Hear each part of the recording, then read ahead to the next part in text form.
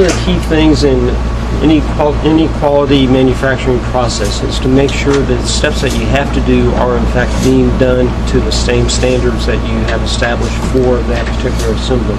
One of the things that we do here is using verify steps, which is a step that a person that has just completed a step, they will go back and verify that it is done correctly.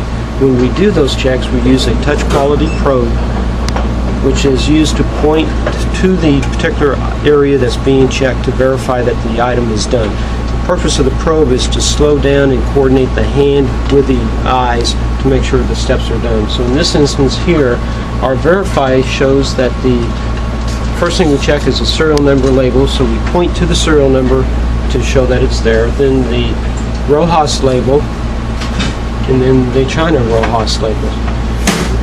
The next one is to verify that the rear fan is installed and that the label is in fact showing through the screen.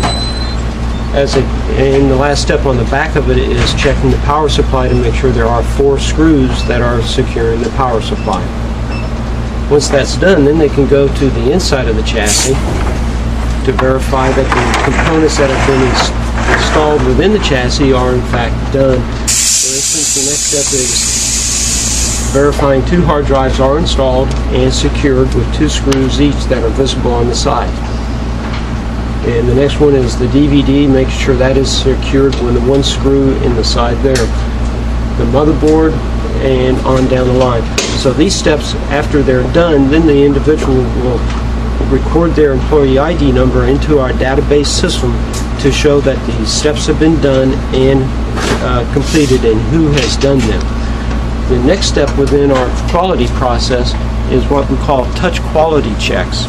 Those are things that are checks that are done by an individual where they go back and verify that a second individual has done performed their functions correctly and all the steps are completed.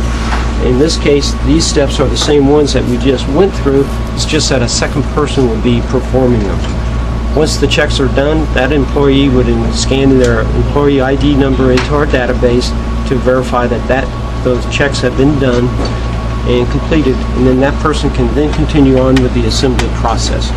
With those 2 steps, we help ensure that the quality of our products is up to the standards that we expect of ourselves, and more importantly, what our customers expect from us.